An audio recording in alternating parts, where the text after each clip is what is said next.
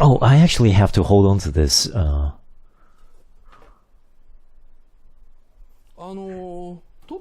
This is the scene where Mei first sees Totoro. When she comes down from the hole in a tree, she finds this huge creature, but then there is also something strange in the picture. Almost everything in this place where Totoro inhabits is natural, but these are the only artificial things. So what are they? Well,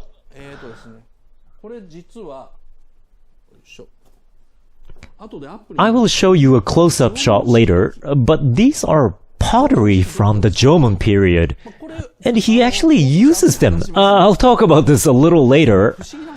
Totoro is such a strange creature. He doesn't use any tools, but he has Jomon pottery for some reason. Besides this one, there are more mysteries about Totoro. For example, in the scene where Satsuki meets Totoro for the first time, he just stands there, still as if it's daily routine. He rather looks bored. It's because Totoro uses this bus every day. Cat bus is a regular bus which always arrives at that time. That's why Totoro seems bored. Miyazaki explained the reason for this. He wanted Totoro to behave like an ordinary old man waiting for a bus every day at the same time at a bus stop. That's why he intentionally wrote on the storyboard, "This old man." That's how normal it is for Totoro to be there, that he uses that bus every day. In other words, it's not the first time for Satsuki to see Totoro or to meet him, but they just couldn't see each other at all. Satsuki must have passed by him around this bus stop almost every day, but they have been invisible to each other. Miyazaki wrote a cautionary note very carefully and repeatedly at the drawing stage. It said, "Please make Totoro's eyes out of focus. For Totoro's facial expressions, please make sure that they do not meet Satsuki and Mei in the eyes. He has to look like he's not thinking about anything. People shouldn't be able to read his mind." He kept making these requests, and at the end Miyazaki was like, me, I'll do them, which was what Tezuka always did, and volunteered to do majority of Totoro's drawings. But what's interesting was that he was not interested in Satsuki. So, speaking of being invisible to humans, this one story which I personally think is scary.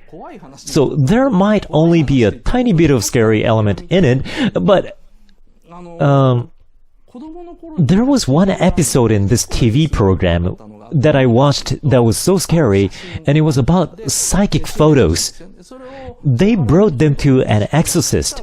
Then they said, "Oh, this is a ghost of so-and-so, this and that." But when they saw this one photo, as soon as they took a glance at it, they laid it face down. Then in a hurry, they wrapped it with I forgot paper or something, then said, "There's something in this picture that no one should see." Then they said, "Dedicate it to a shrine nearby and ask them to deal with it. Just don't look at it ever again." The reporters asked, "What shouldn't be seen?" Then the exorcist hesitantly said, "It's a god." This is my favorite or scary story, because it shows the difference between Shinto gods and Western gods. In the West, if anyone can see a god, it's a miracle, and they would be seen as a prophet. Gods are invisible, so being able to see them is good news. However, Shinto gods, or the gods of those religions before they came Shinto originally, cannot be seen. And once they are, they need to be worshipped, because otherwise they would haunt people. This is what's interesting about Japanese gods. This is a real and common thing in countryside. There are places where those grandfathers and grandmothers who grew up in the forest never go into. They would never go in there and say if they go, they feel the chill. It's different from the area in the forest where people go hiking and relax. It's like a mixed forest where people inhabit. It's deeper inside. It's either in the primeval forests or the sacred shrine forests. Somewhere, people don't feel so comfortable living or feel creepy by going there. Because it's a place where people feel a chill. They don't go near there. That's why there's no mountain path to those places. You know how people feel purified or energized by going to those spiritual places?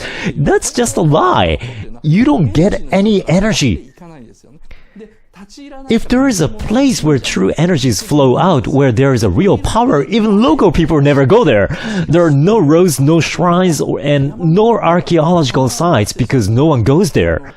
There's always a place deep in the mountains that gives people a bad feeling, and those who are well aware of the place never approach there. Japanese people have called such places as mountain sanctuaries. Totoro lives in such a place. Of course, there's a lie towards the kids' audience of My Neighbor Totoro where the characters see a big camphor tree and say, "Wow, what a nice tree. Awesome, Daddy decided to move in here when I saw this tree. But if it was really nice, everybody would live there."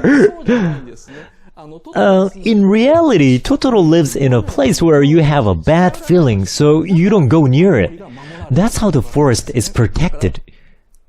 So, what is he? Or who are Totoros really? Totoros are ancient gods, ancient Japanese gods. At the same time, they're indigenous people who have lived in Japan way before humans did. They have coexisted well with humans during the Jomon period, and that's why you see there are some Jomon pottery pieces in Totoro's house. They aren't just there, but neatly placed in the room. And the straw row patterns are drawn in the fine details. So, what this is that, well, let me show you one more.